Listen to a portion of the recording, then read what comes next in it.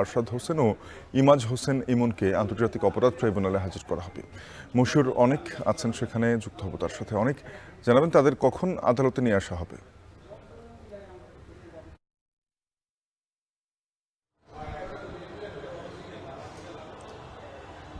শাফিন, যেমনটা আপনি বলছিলেন, আমি একটু আপনাকে জানিয়ে রাখতে চাই 5ই আগস্টে সংঘটিত যেই গণহত্যা, আইন শৃঙ্খলা বাহিনীর রক্ষাকারী বাহিনীর যে হাতে হত্যার শিকার হওয়া, আমি বলছিলাম আনাস, জোনায়েদ, ইয়াকুব, রাকিব, পাশাপাশি ইসমামুল ও মানিক মিয়া, এই 6 জনকে যে হত্যাকাণ্ডের ঘটনা ঘটে 5ই আগস্ট, সেই ঘটনার প্রেক্ষাপটেই কিন্তু আন্তর্জাতিক অপরাধ ট্রাইব্যুনালের ঠিক একের এই যে এজলাস কক্ষ, সেখানে একে একে করে নিয়ে আসা হয়েছে আজকে 4 জনকে, যার মধ্যে সাবেক পুলিশ কর্মকর্তা আরশাদ রয়েছেন, এছাড়াও কনস্টেবল সুজন সহ বেশ অনেকজন রয়েছেন। একটু জানিয়ে রাখতে চাই, গেল রবিবারই তাদেরকে ধার্য করা হয়েছিল, ধার্য তারিখে নিয়ে আসা হয়েছিল আন্তর্জাতিক অপরাধ ট্রাইব্যুনালের একের এই এজলাস কক্ষে, এবং যেই নির্ধারিত কার্যক্রম, সেই নির্ধারিত কার্যক্রমে কিন্তু যে পত্রিকা বিজ্ঞপ্তি, সেই বিজ্ঞপ্তির দিন ধার্য করা ছিল।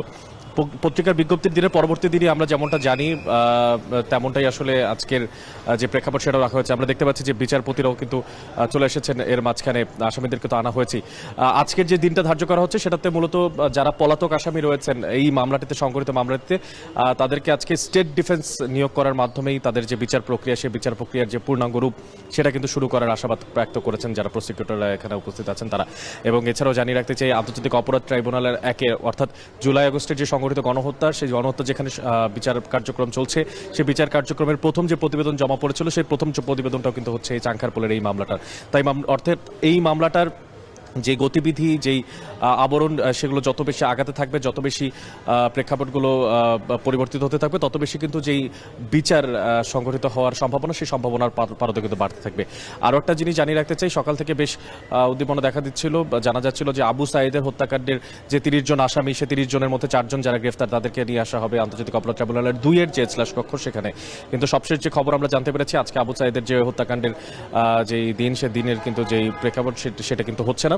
তাই বলতে পারি যে শুধু আজকে যে চাংখারপোলের হত্যাকাণ্ডের যে অভিযোগ, সেই আর একটু জানিয়ে রাখতে চাই শাফিন, সবশেষ আমরা যে জানতে পারবো তা জানিয়ে দিব আপনার কাছে।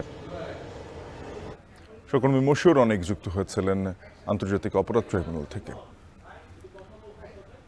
একটা বিরতি নিচ্ছে, আবারও এখন বাণিজ্যে